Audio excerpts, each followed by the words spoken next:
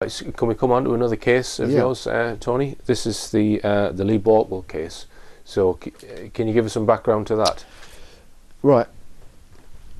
Les Balkwell, the father of Lee Balkwell, was one of a number of people who approached me for help in the wake of the Michael Barrymore case, because obviously my name was coming up in the newspapers, and people thought, what my case is also one of injustice, and so a number of people came to see me and said, look, will you investigate my case as well? And one of those was Les Balkwell, and it's him and that case which has opened my eyes much wider to police corruption. In short, Lee Balkwell was found dead in a concrete mixer at 1 o'clock in the morning on the 18th of July 2002, and despite the most obvious signs that this was not an accident, the family concerned where the death took place maintained that it was an accident, and the police have religiously supported that right from the word go, a tragic accident. And really, this Les Balkwell for 4 or 5 years had been struggling hard to try and expose this. And it was in late 2006 that he came here to this house, and he actually met Terry Lubbock, in fact, and they had a good chat, the two of them. And Les Balkwell, in effect, said, look, will you have a look at my case? Will you investigate it? And I've spent the last 6 years, one of the main things I've been doing the last 6 years is to thoroughly investigate that. And along the way, in the same way that I helped Terry Lubbock to apply to the IPCC, I also helped Les Balkwell. And similarly, because the allegations were so grave that the police had covered up what was not an accident, which was a deliberate killing, again the IPCC decided to investigate this themselves. To cut a long story short, it took the IPCC 4 years to investigate that. And in January 2012, the IPCC found against 8 mostly senior police officers 26 separate instances of misconduct, centred around what the IPCC called a seriously flawed investigation. Right. There's only 2 explanations as to why an investigation like that conducted by senior officers was seriously flawed. Either they were bungling incompetents who should never have been promoted, or they were corrupt. So is there any indication that the alleged perpetrators of that killing have got connections in the police for the Balkwell case? Nothing that can be proved beyond doubt. Right. But all kinds of evidence, some of which I can't speak about at the moment, but all kinds of indications point that way, shall we say? Right.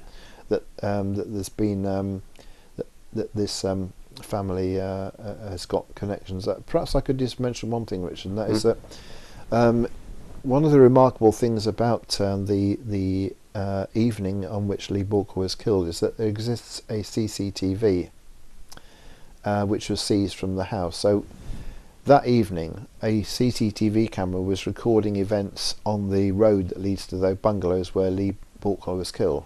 Yeah.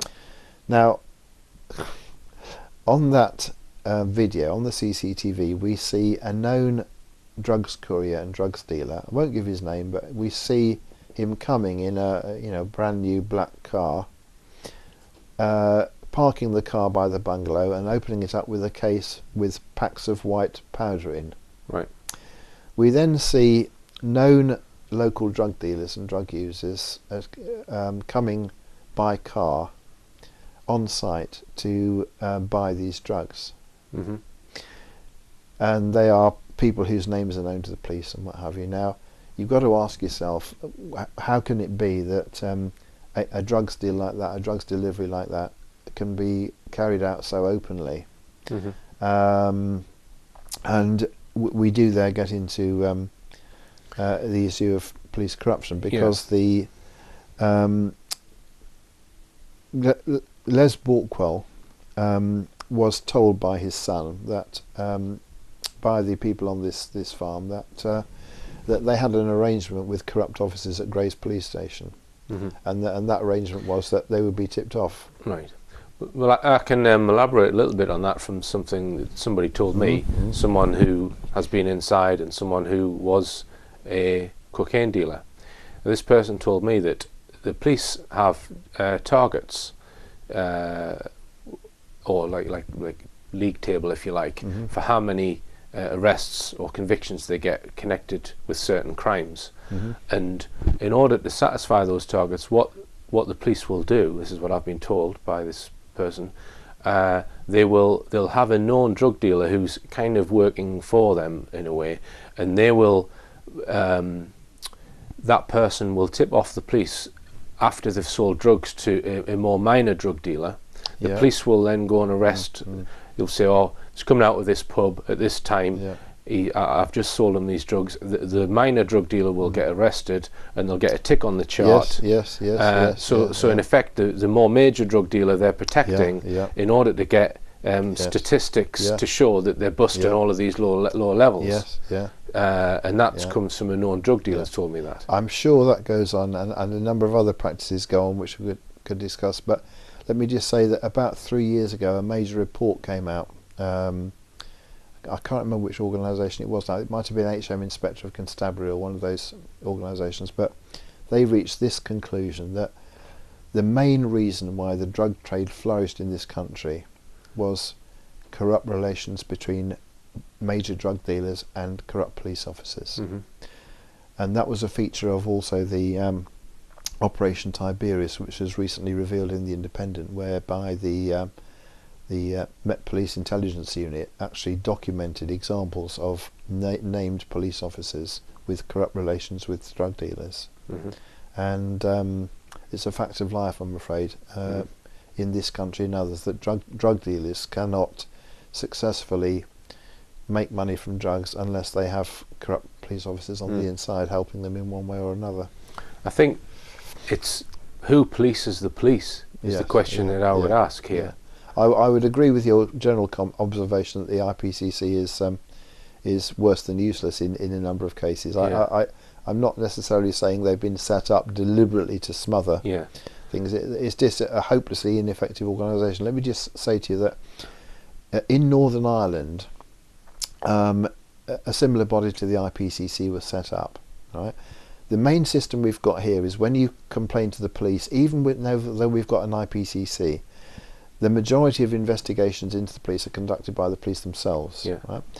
When this body was set up in Northern Ireland many years ago, the people who ran it insisted. They said, no, we're not having any investigations investigated by the police. We are going to do it. We, the IPCC for Northern Ireland. And that was successful. They uncovered police corruption because they were entirely separate. The police were not allowed to investigate themselves. And that's still the root of the problem, really, that you know, what is the use of getting junior police officers in professional standards departments to investigate their senior officers? It's obviously not going to work, is it?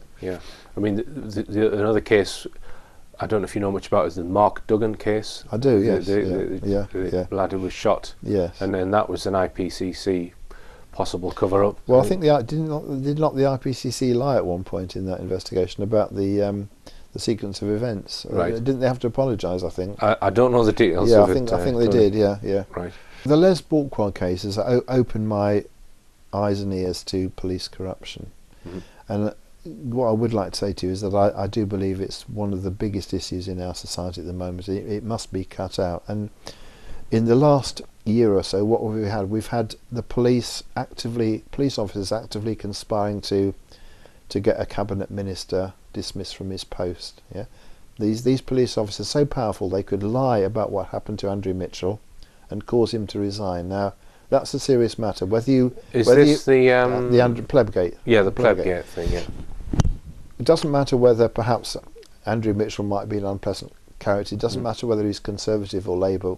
It doesn't matter what the political party is. But what we've got in that case is police officers deliberately lying and fabricating evidence and causing a cabinet minister to resign. And we can't have that in this country. We can't have that.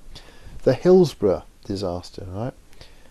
Quite clear that right from the top, the people in South Yorkshire Police and in another police force systematically got police to lie and amend statements and manufacture them. And it's taken a body of Hillsborough families 26 years to uncover that. Dedicated work, at their own expense and time and so on.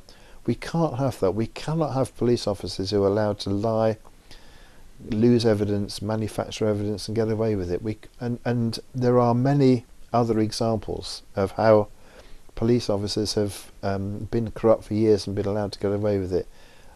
We must put a stop to it. I believe that Keith Vaz at the moment is heading up a House of Commons committee looking at police corruption, but it's inadequate. It's not. And I don't know how to stop it, because if we don't deal with this now, we'll end up in 20 years' time in a Mexico situation where, the drug barons virtually control the country. Already they control the sale of drugs. They're not prosecuted. The major drugs barons, as you said earlier, they're not prosecuted. And drugs. There's a good reason why we control drugs, cannabis and cocaine and so on. They do damage to individuals and to the community as a whole. And well, I would argue that cannabis does less damage than alcohol. Yeah, that's another debate. Another debate. But thanks for speaking to me today, Tony. We are going to do another interview on an entirely different subject. But thanks for your time.